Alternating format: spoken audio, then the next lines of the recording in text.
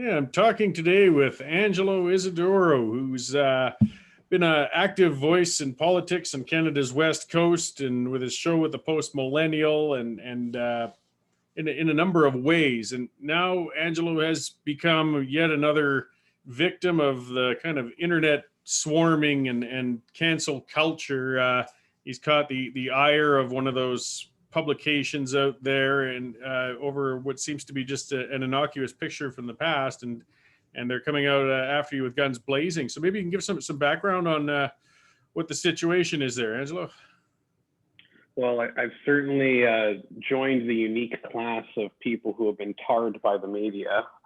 It's something of a trophy for some of us, but it's been a really fascinating, strange, and disturbing situation. And basically, to sort of give you and your listeners a sort of skinny version of what happened, I was notified by a publication called the Tai that they essentially took a photograph of me 4 years ago, sat on the photograph, and now plan to release it as it is convenient to do so. Now, when I was told this, I was immediately perplexed as to what the photograph would be. It turns out what the photograph was a 20-year-old version of me wearing a Make America Great Again hat, attending a rally in downtown Vancouver, and giving what they call to be a white power symbol, but what is actually a okay hand symbol. So I'm not going to do it because this symbol has now been co-opted. But when the waitress comes and asks you if your food is good and your mouth is full, you give a certain signal where you put your finger on your thumb and make sort of an okay sign. The deaf community uses it. If you're a scuba diver, you know about it. It's a very commonly used symbol. For whatever reason, this outlet thought, number one, that I was important enough to report on, and number two, that they weren't going to focus so much on just the fact that I was wearing a Trump hat, but rather that I was flashing some kind of secret dog whistle for white power. So this caught on, mainstream media sort of ate this up, and especially local media in Vancouver ate it up.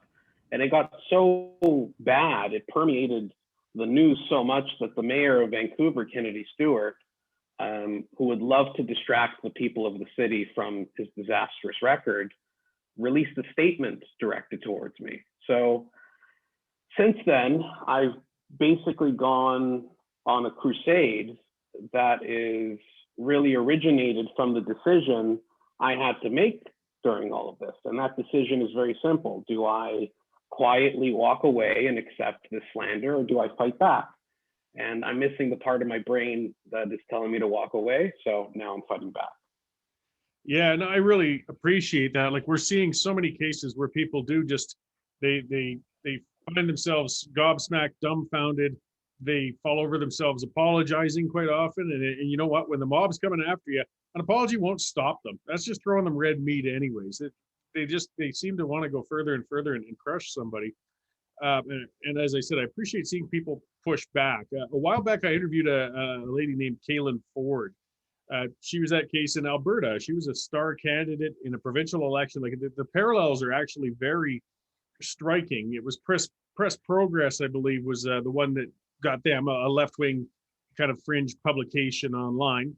They'd gotten some information that sounds more like it was I don't know, a disgruntled friend zone person in the past, but it had taken some conversation snippets from private conversations out of context, gave them to Press Progress, who sat on them. That's the other thing. They sat until election time, and then they released it all over the place out of context. The swarming that hit was unbelievable. She ended up, leaving the election because she didn't want to distract from the rest of the party. Calgary's mayor jumped on board with the swarm. Again, the parallels were something else. The other thing that was interesting was the mob went after the media. Anybody who would give Kailyn time to defend herself, the mob went after them. It turned into a crisis for a radio talk show host who gave Kailyn an interview, and the mob went after the advertisers of the radio station. The station ended up apologizing. They pulled the interview from their archives. They instructed that host, Daniel Smith, not to talk to her again. So they even steal the platform to try and explain yourself. and defend yourself, which is really why I want to get you on. I want to get Kailyn on, like at least let people speak up in a case like this. Have they been trying to bully anybody giving you a voice so far? Or? Oh, absolutely, right? And I think that's really what tells you that this is strategic. It's not that these people were concerned sincerely that there may be a radical in their community. This is all political, it's all tactical, it's all intentional. And you notice that, especially on the radical side of the left, there is this ecology of activists and journalists that are part of this clique that all coordinate with each other. So it's funny you mentioned Kailyn Ford, because she was one of the people that I connected with during my journey, during my baptism into being canceled. And you're very right. It's very similar. It's actually shockingly similar as a story. And I think that's really telling in the sense that you realize that this is a tactic. It's not honest. It's not sincere. It's intentional. You can see it even in the story that is published, which very tactfully and intentionally says, this symbol, this gesture is widely recognized and widely understood by the vast majority of the population. Basically, that's what it's insinuating by widely, that it means white power. That's not at all what's going on, right? 99% of people who see that gesture don't think that. But when these writers and journalists write that, they're trying to create a narrative. They're trying to create a perception. So what happened with Kailyn was not only did she get attacked and canceled, but her opportunity to justify herself and explain things was too much of a threat to these people. So they had to take that away. I was very lucky in the sense that the one area where I diverge with Kailyn is the fact that although I also did a CKNW Global interview on the radio, that interview is still up. And that interview was really a saving grace because, Corey, when this happened, I thought, well, let me speak to someone, let me issue some kind of statement. And I didn't want to issue a statement to this fringe outlet because I knew they would slice and dice it. So I thought I would issue a statement to the Vancouver Sun, which is part of Postmedia. And unfortunately, they didn't articulate my statement very accurately. So I came to the realization that radio, whether you call it podcasting, whether you call it radio, is really the only outlet that I had at that point, because people can hear you and listen to your voice or see your face and realize that this is a bunch of bunk.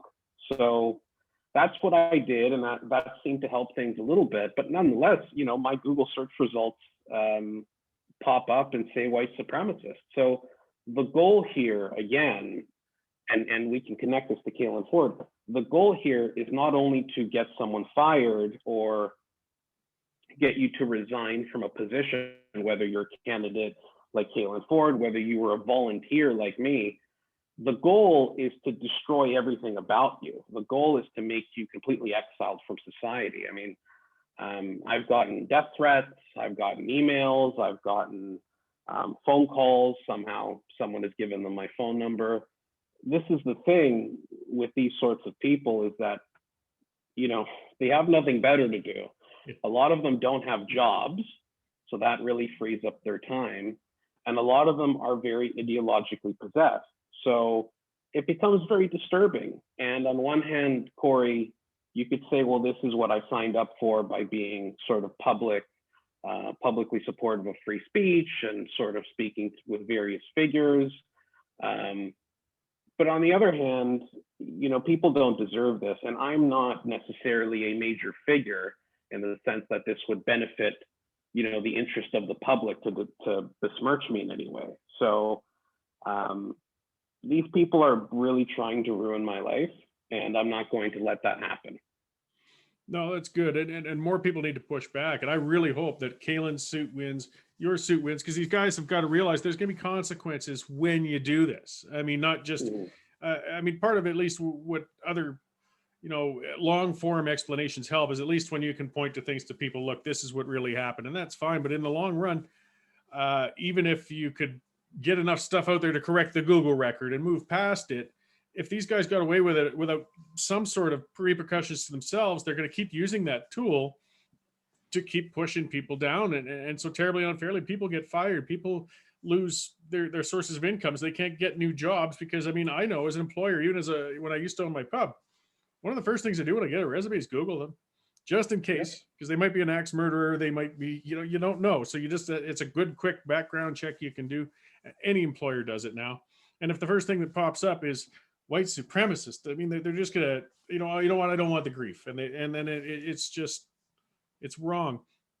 Something that helps with the video format to explain a little more on it too, though. I mean, uh, you don't fit the image of what I would typically see as a good white supremacist.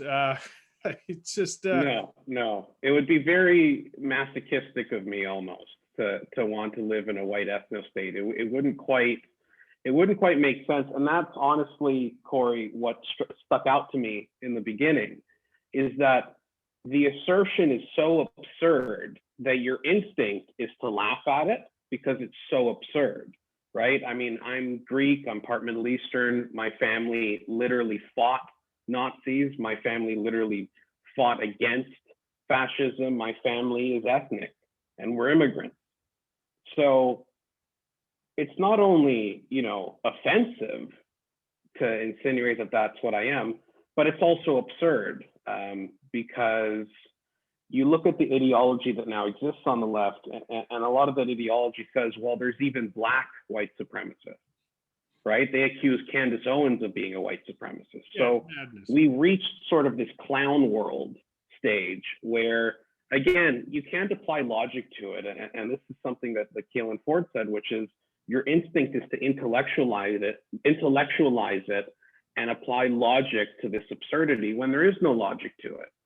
It's purely polemic, and it's intent on destroying you. The worst thing you can do is apologize. I know that for a fact. The worst thing you can do is give into it because it emboldens them. You have to also remember that a lot of these people, especially the activists, weren't exactly the most powerful people growing up in their life, nor are they now. So it's immensely powerful for them to put up a lie about you, while sitting in their pajamas and have that lie destroy your life. That's a lot of power for someone to have. And of course, they're the last people who should have that power because it emboldens them. So that's why it's important on us, and it's more incumbent on us as conservatives, if you want to use that word. I just use the word, the term normal society, the vast majority of people. It's incumbent on us to not give into it.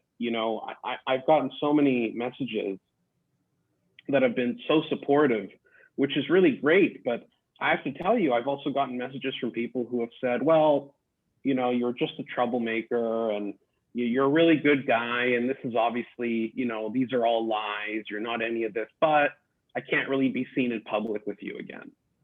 And many of these people would identify as conservative or right-leaning or liberty lovers or whatever. So I think this becomes a problem for us when we give in to it even an inch. You look at what happened to Stockwell Day, for example. Stockwell Day went on, I believe it was CBC, and made the insane assertion that Canada is in fact not a racist country. And as a result, he was forced to step down from a number of positions and has been tarred as an example, as a result of this situation. So giving even an inch to it is really the worst thing you can do. And I think it's important for people to understand that this is a radical minority that we're dealing with. They're not the majority, they're just a very loud radical minority. And once we realize that we are the majority, we can win against it. Yeah, well, and they're a very vocal, as you said, though. I mean, the new media gives such amplification to what 20 years ago would just, as you said, pajama wearing cellar dwellers. I mean, they can only do so much. But now it doesn't take much at all to get something out there and get it running through the scrolls. And in an increasingly sensationalistic media, they thrive on this kind of scandal. I mean, if you can have a potential white supremacist in the front, symbols. I mean, it's hard to keep up with what is or isn't considered one. I mean, I know there was a lot of this comes from 4chan, you know, that kind of a fringe young internet type collective, and they're just trolling. I mean, it's just high level trolling. They turned that Pepe the Frog thing into a symbol of alt right. I mean, it's Yeah. just a cartoon frog. But now I've seen people accused because they had a picture of Kermit, literally. Oh yeah, you're secretly like, it's absurd. But I mean, we do have Yeah. to watch it as well. Like, there's no sense throwing them red meat. Like, I got in a recent battle in Edmonton here. We had some anti-lockdown protesters, and somebody thought it would be brilliant for all of them to carry tiki torches to march up for a speech uh, at the steps of the legislature. And of course, you know what the media storm was on that. And I put out a YouTube video just barking at it because I want to see the public pushing a bit back and restrictions too and things. But I can't stand with you guys doing something this damned stupid. And they're trying the case of it's just a torch, it's innocuous. You have it in your backyard. They sell it at Home Depot. It's a matter of context. And you know what? 6 years ago, no matter what you did, that torch would just be a torch. But once the Charlottesville thing happened and the world saw it, guys, this wasn't a small fringe thing. And those guys weren't mischaracterized. Those were actually the true blue white supremacists. They do exist. They're like 0.01% of the population or something, but they do exist. You can't use those torches in that context anymore. You just can't. You don't have to say it's fair or not fair. You can use them in your backyard, but God, don't take them on a march. And the OK sign, as you said at the start, it's frustrating, it's stupid, but there's no sense even giving another visual of you doing it because it's been ruined. It's been co-opted. It's somebody, if in this video you did that or I did that, somebody's gonna take a screen snap and take it out of context and say, look, they're rubbing it in our faces, those white supremacists. You know, you the Middle Eastern Nazi and me the Jewish Nazi, because they just throw those terms out without Exactly. And this is the thing, is that, like you said, there are white supremacists. There are a lot of loons.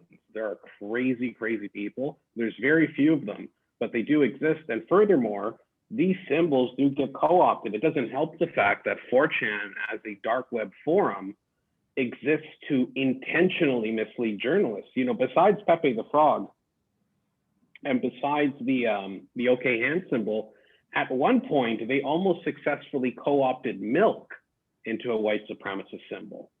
And they essentially began intentionally drinking milk in front of Antifa, and Antifa began thinking that milk was actually a white supremacist dog whistle. This is intentional, it's trolling. But of course, you know, the media doesn't care about context. Of course, in this situation, I was asked, well, why did you make that symbol? If that gesture was knocked out, why were you doing it? What was the context? Well, if you look at the 2016 election, you know, Trump has always had these really bizarre mannerisms. And one of his mannerisms is doing the OK hand symbol a lot. Alec Baldwin, who plays Trump on SNL, does it all the time. And that became something of a very silly, innocuous meme where, you know, you're a bunch of dumb college kids wearing a MAGA hat, going to a protest to troll people, and yeah, you're basically saying this is the meme.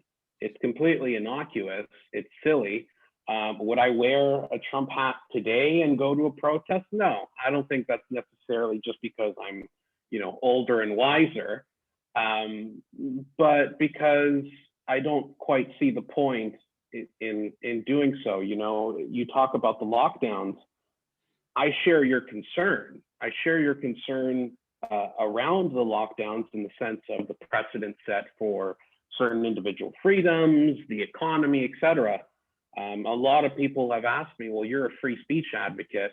You know, why aren't you up in arms about the lockdowns? One of the problems we have is that not everyone on our side is a good actor. Not everyone is acting in good faith. So, you know, with this tiki torch thing, it's like, well, why are they bringing tiki torches? They must have known. Even if they didn't know, then they've been living under a rock. I mean, there are certain things where you mean well and you want to have a voice against something that is unconstitutional, but at the same time, the reality is that there are provocateurs out there. And these provocateurs essentially just want attention. I see it here in Vancouver, where it's the sort of same figures over and over again that are trying to get their media spotlight. So it's unfortunate. It's unfortunate for guys like us who are trying to tell the news, who are trying to write, who are trying to inform people about important ideas, that there are people who either, are not informed or acting provocative. The tiki torches is a great example of something that is completely unacceptable now.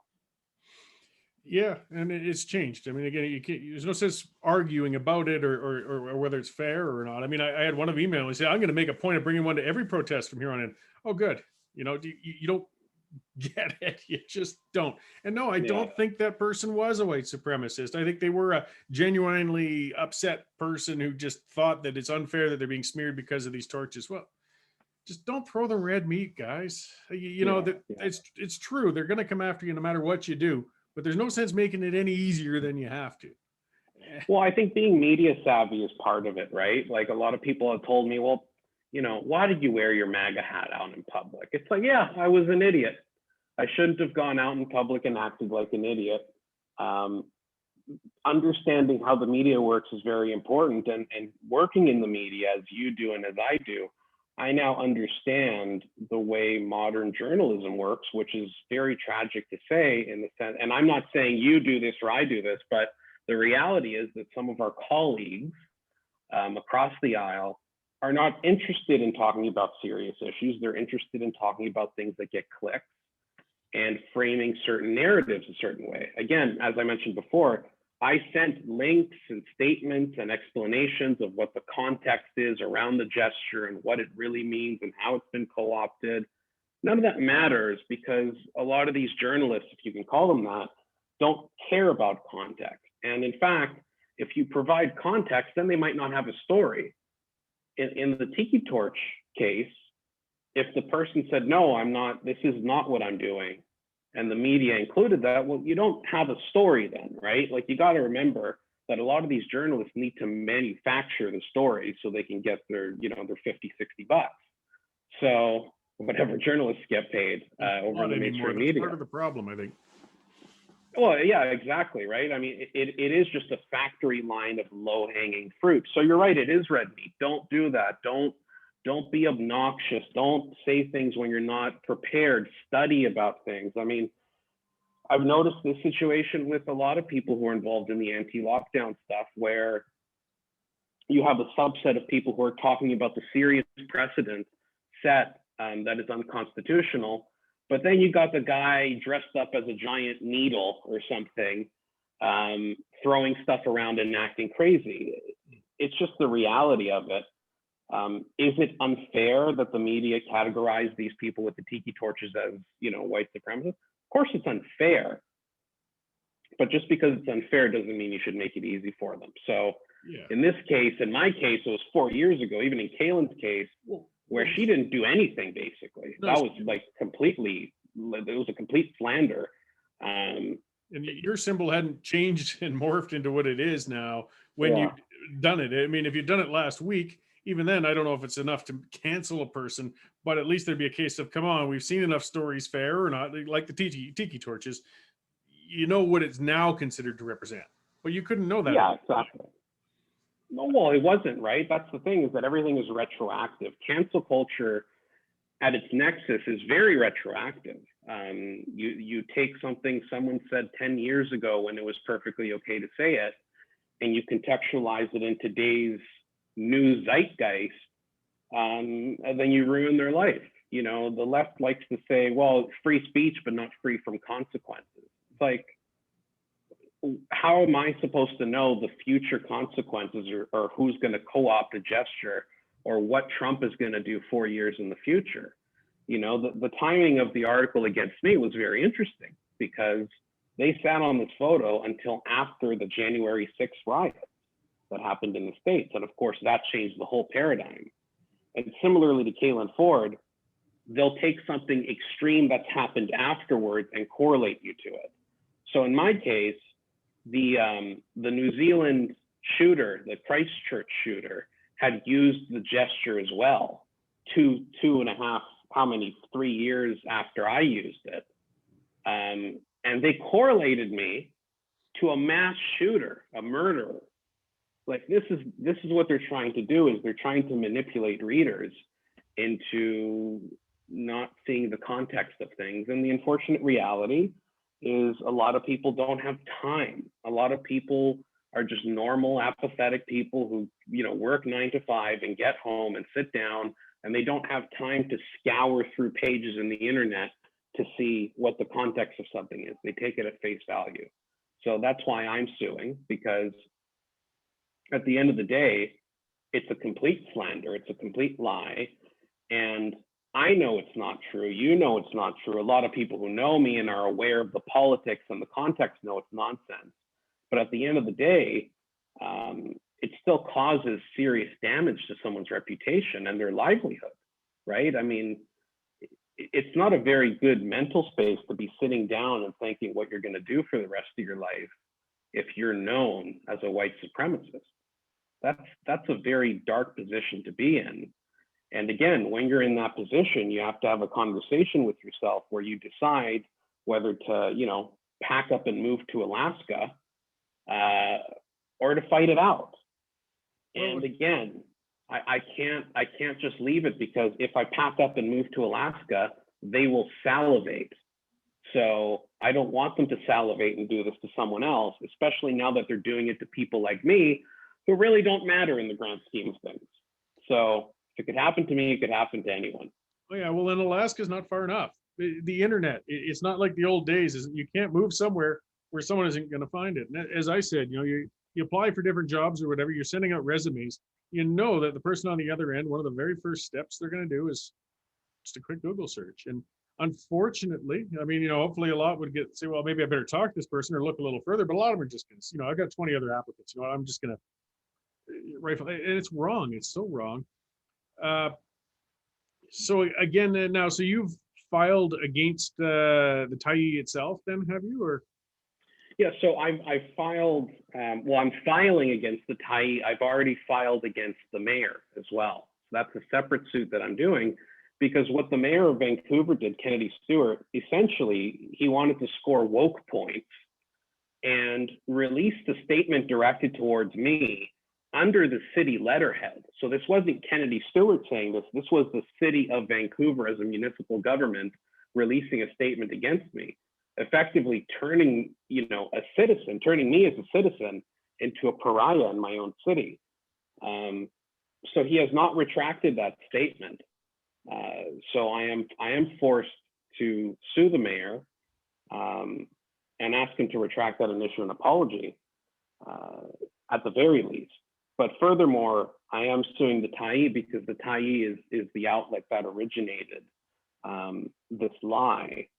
And they've been unwilling to retract the article. They've doubled down, in fact, based on a subsequent article.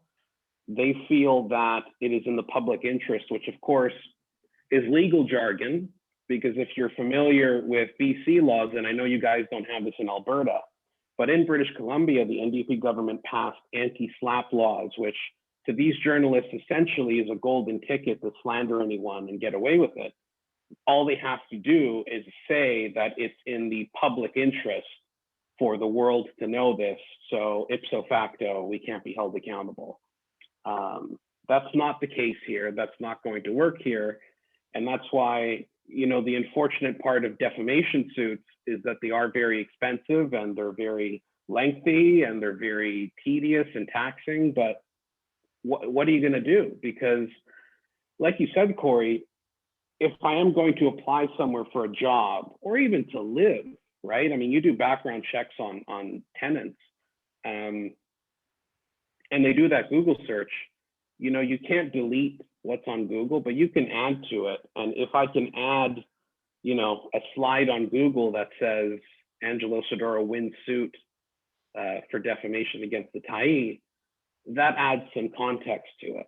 And that shows the world that, okay, they really did slander him. Because a lot of people right away told me, well, why aren't you suing? If it's not true, why aren't you suing, right? So I'm really left without any choice. But the reality is that it is difficult. It may take years for all I know. And it's a journey that I've sort of been forced on. So. Well, if it heartens you a bit, we had a case in Calgary with Naheed Nenshi, who had referred to a prominent businessman as a godfather-like figure and implied he was doing corrupt practices in aiding during the election prior. And of course, that business leader sued Nenshi, and Nenshi did end up retracting, apologizing, and paying his legal fees in the end. So these can be won, but it takes a lot of resources. What I think, I'll just throw out there, where can people, if they want to help you with that, help out, or where can they find you? So one of my colleagues, Noah Alter at the Post Millennial, is helping me. He set up a GoFundMe account or campaign. So if you go to GoFundMe and type in Angelo Isidorou, they should be able to find a campaign to support me, to cover legal costs, to cover whatever that may be. I mean, we sort of just ballparked it. So far, I've been really amazed by the support. Something that I think some people like about GoFundMe is that it lets you donate anonymously. So I've noticed some people have preferred to donate anonymously because they don't want to sort of be, I don't want to say associated, but some people want their privacy but want to still support you. So I think that's an important aspect. People are scared, Corey. People are really scared of this stuff. And it's scary, right? It's scary to have someone so obsessed with you. It's scary to have someone look at everything you've said, look at all your pictures, find your phone number, try to find where you live, where your kids go to school, where your wife works. These are really, really messed up people.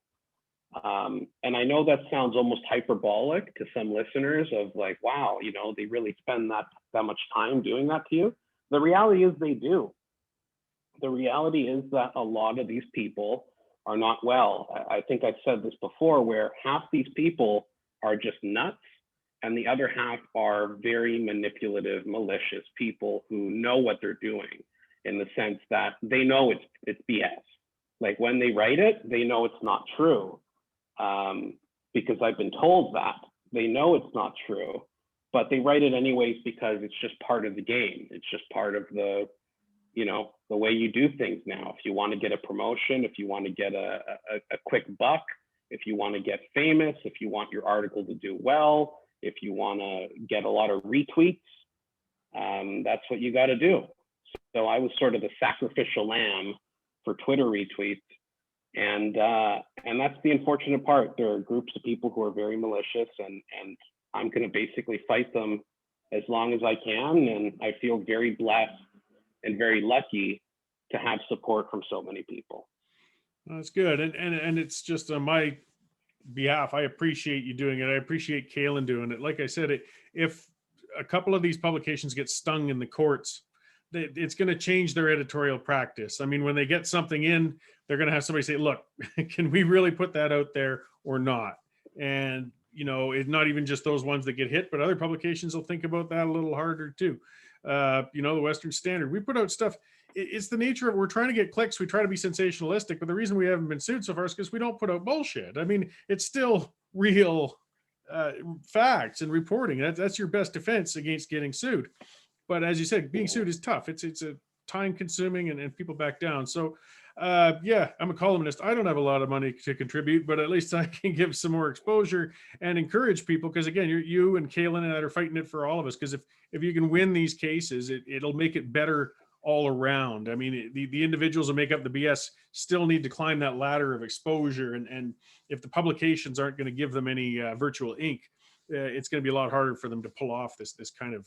They won't be able to do it. They won't be able to do it, Corey, because these publications, I mean, I can tell you right now, I've had a lot of people, even some politicians, contact me privately and say, oh, thank you. Because if I successfully sue this fringe outlet, it's not just about me. They do this to everyone, right? Obviously, I would like to clear up my name and, go and live my life. But at the same time, they're poking you to see if you do anything. And the reality is that they're not as strong as you think because they're lying. When you have the truth on your side, you don't have anything to fear. You look at the Post Millennial, the Western Standard, the Epoch Times.